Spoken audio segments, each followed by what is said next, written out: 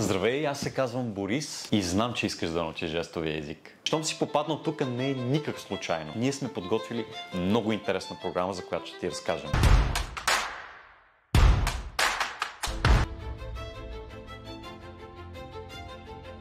Здравей! Аз съм Красимирка Жечева и ще бъда вашият учител по жестов език. Курсът ще продължи в рамките на 7 срещи по 2 часа.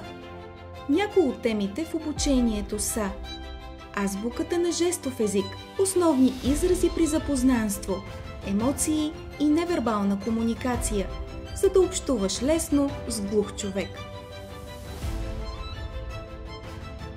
Понякога на човек не му трябва нищо друго, освен тишина. И в света на тишината и на жестовия език вярвам, че можеш да намериш нов смисъл за комуникацията, нов смисъл в общуването. Запиши се на курс по жестов език.